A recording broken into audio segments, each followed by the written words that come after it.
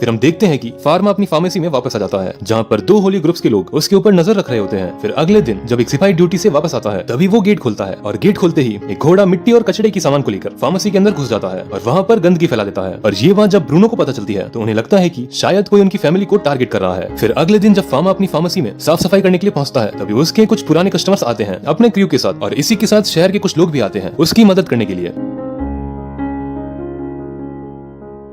तभी अचानक से एक लड़की घबराते हुए फार्मा के पास आती है और उससे कहती है कि मेरे फादर बेहोश हो चुके हैं, चलिए जल्दी से। तो फार्मा जल्दी से अपने सारे वेपन्स उठाता है और निकल जाता है उनकी मदद करने के लिए। वो लड़की उसे एक सुनसान जंगल में ले आती है और वहाँ पहुंचते ही वो अचानक से गायब हो जाती है। फार्मा यहाँ पर फुल कंफ्यूज, ये क्या हो रहा है। तभी वहाँ पर व्हाइट कपड़े पहने हुए कुछ बंदे उसे चारों तरफ से घेर लेते हैं। यहाँ पर फार्मा को पता चलता है कि ये लोग होली ग्रुप के मेंबर्स हैं और इनका जो लीडर है उनका नाम सलमान है, जो कि ये मानते हैं कि फार्मा के अंदर एक डीमन है और वो उसी को खत्म करने आए हैं, और वो ऐसा करने की कोशिश भी करते हैं। पर फार्मा उनके सभी अटैक को आसानी से ब्लॉक कर देता है। यहाँ पर फार्मा उनसे काफी ज्यादा ही ताकतवर होता है और उन्हें इजीली हरा सकता है। लेकिन फार्मा को पता चलता है कि अगर मैंने कुछ किया तो ये लोग खामखा मर जाएंगे, तो वो अपने आप को होल्ड बैक कर रहा होता है। लेकिन भाई वो लोग मान ही नहीं रहे होते हैं, तो ना चाहते हुए फार्मा को उन्हें अपनी पावर्स का नमूना दिखाना पड़ता है, जिसे देखकर उन्हें अपनी औकात समझ आ जाती है। तभी सलमान फार्मा के हाथ में उसी सिंबल को देख लेता है और उन लोगों से कहता है कि सभी लोग रुक जाओ, ये कोई मॉन्स्टर नहीं है बल्कि ये हमारा गॉड है। जिसे सुनकर वो लोग रुक जाते हैं और फार्मा से माफी मांगने लगते हैं। लेकिन लड़ाई के टाइम पर सलमान बुरी तरीके से घायल हो जाता है और उसका घाव बहुत ज्यादा ही खतरनाक होता है। लेकिन फार्मा उससे कहता है कि तुम्हें ऐसे छोड़ा नहीं जा सकता है, तुम्हें इन्फेक्शन हो सकता है और तुम मर सकते हो। लेकिन सलमान उससे कहता है कि मैंने आपके ऊपर अटैक किया है, इसलिए मेरी यही सजा है, लेकिन हमारा बंदा एक डॉक्टर है, इसीलिए वो किसी भी घायल व्यक्ति को कैसे छोड़ सकता है। वो उससे कहता है कि मुझे अभी तुम्हारी सर्जरी करनी होगी। लेकिन यहाँ पर एक माइनस पॉइंट ये है कि हमारा बंदा अपनी प्रीवियस लाइफ में सिर्फ एक मेडिकल साइंटिस्ट था, उसे सर्जरी करनी बिल्कुल भी नहीं आती थी और इस जगह पर कोई भी सर्जरी करने वाला है ही नहीं।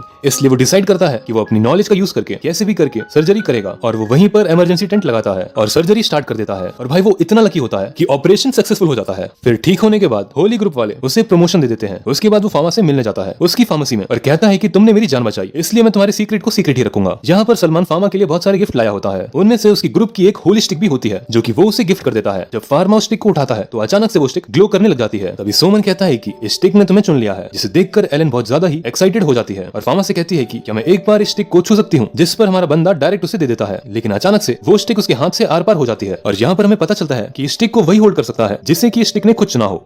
एलन ये सुनकर के फार्मा के पास जाकर उसे परेशान करने लगती है, तो फिर फार्मा कहता है नहीं वो कोई गॉड नहीं है, और फिर उसको सलमान बताते हैं मैं आ जाऊं क्या अपनी पर कि अगर वो चाहे तो इस वॉन्ड की मदद से हवा में तैर भी सकता है। इसके लिए उसे एक ह्यूमन से ज्यादा डिवाइन पावर इस वॉन्ड के अंदर डालनी होगी। एलन काफी ज्यादा चौंक जाती है क्योंकि ये पहली बार था जब कोई अपनी डिवाइन पावर की मदद से इस तरीके से हवा में उड़ रहा था। सलमान भी ये देख करके काफी खुश होते हैं और कहते हैं कि फार्मा सच में इस वॉन्ड के काबिल है। उसके बाद वो वहाँ से जाने लगते हैं और कहते हैं कि वो जब तक टेम्पल के हेड है तब तक फार्मा को कोई नुकसान नहीं पहुंचाएगा, और वो इस चीज की जाँच करेंगे कि फार्मेसी के अंदर कैरेज लेकर कौन आया था। फार्मा ये सुन करके उन्हें शुक्रिया कहता है। आगे सलमान कहते हैं कि जो भी गार्डियन डीटी के खिलाफ जाएगा उसे सजा मिलेगी। फार्मा कहता है कि वो कोई गॉड नहीं है, वो तो सिर्फ फार्मासिस्ट है। तो फिर उसको सलमान एक लॉकेट देता है जो कि उसकी डिवाइन पावर को सप्रेस करने में मदद करेगी, और इसी लॉकेट की मदद से फार्मा चाहे तो अपनी सारी की सारी डिवाइन पावर को छुपा सकता है और अपनी शैडो को भी क्रिएट कर सकता है। ये सुनकर फार्मा काफी खुश होता है। तो फिर सलमान कहने लगते हैं वो भी काफी ज्यादा खुश लग रहा है, और शायद फार्मा तो इतना ज्यादा खुश तब भी नहीं हुआ था जब उसे वो डिवाइन वॉन्ड दी गई थी। तो फिर फार्मा कहने लगता है वो सिर्फ और सिर्फ एक ही चीज चाहता है कि वो दूसरों के साथ सूरज की रोशनी में घूम सके, एक मामूली से इंसान की तरह। जिसके बाद वो जाने लगते हैं, जिसके बाद वो लॉटे के साथ पीछे जाने लगता है और वो लोग जाकर के शॉपिंग भी करते हैं। उनके साथ ब्लांच भी रहती है और फार्मा ये देख करके काफी खुश रहता है कि उसकी फार्मेसी के अंदर बहुत सारे नए नए लोग आ रहे थे, लेकिन उसे फिर भी फार्मासिस्ट की कमी हो रही है क्योंकि एरिस्टोक्रेटिक फार्मासिस्ट काफी कम है और उन्हें दूसरे एक्सपीरियंस वाले फार्मासिस्ट की जरूरत है। और फिर हमें दिखाया जाता है एक लेडी को जो कि रास्ते में खड़े होकर एक दूसरे फार्मासिस्ट से पैरेलल वर्ल्ड फार्मेसी की मेडिसिन मांग रही थी, और वो फार्मासिस्ट उन्हें मना कर देता है क्योंकि वो लोग उस तरह की दवाइयां नहीं बना सकते। उन्हें पता है कि पैरेलल वर्ल्ड फार्मेसी की जो मेडिसिन है वो काफी अच्छी रहती है, लेकिन उसे बना पाना उनके बस के बाहर है। और जो उनका ओनर है वो तो रॉयल फैमिली से भी है, जिसके कारण उसके पास डिवाइन आर्ट भी होगा और साथ ही साथ बहुत सारा पैसा भी, जिसके कारण उसने प्राइसेस इतने कम रखे हैं। ये सुनकर के वो लेडी गुस्सा हो जाती है और कहने लगती है तो आखिर वो लोग उनके साथ ही काम क्यों नहीं करते। तो फिर वो शॉपकीपर बताता है कि वो लोग ऐसा नहीं कर सकते क्योंकि ये गिल्ड की पॉलिसी के खिलाफ है। ये सारी चीज फार्मा भी खड़े होकर सुन रहा था। तभी ब्लांच उससे कहती है घर वापस चलने के लिए, और फार्मा जाते हुए सोचने लगता है उससे एक नई गिल्ड की जरूरत होगी। और फिर हमें दिखाया जाता है वो यही चीज एलान से कह देता है, और ये सुनकर एलान कहती है तो आखिर वो लोग कौन कौन से स्टोर को अपने साथ जोड़ेंगे। फार्मा कहता है अभी के लिए वो लोग अपनी दूसरी ब्रांच के साथ ही गिल्ड को शुरू करेंगे, और फिर वो दूसरे भी काफी सारे अलग अलग शॉप को अपने साथ ला सकते हैं। फिर वो पेपर वर्क को लेकर सेट्रिक से मदद मांगने लगता है और सेट्रिक कहते हैं कि वो सब संभाल लेंगे। एलान ये सुनकर के काफी खुश हो रही थी क्योंकि फार्मा ने क्वीन से बात कर ली है इस चीज को शुरू करने के लिए। आगे एलान कहती है कि अगर उन लोगों के पास और भी ज्यादा पार्टनर आएंगे तो उनके एक ही स्टोर पर ज्यादा भीड़ नहीं रहेगी और उन लोगों को काम करने में आसानी होगी। फार्मा कहता है हाँ बिल्कुल, वो नहीं चाहता कि वो जरूरत से ज्यादा काम करे जिसके कारण उसे दिक्कत हो। एलन ये सुनकर के कहने लगती है कि वो तो 40 साल के बूढ़े इंसान की तरह बातें कर रहा है और फार्मा ये सुनकर के हंसने लगता है। और आखिर में हमें उसी मेडिकल शॉप के ओनर को दिखाया जाता है जिनकी बेटी बीमार हो गई थी और वो काफी ज्यादा ही परेशान हो रहे थे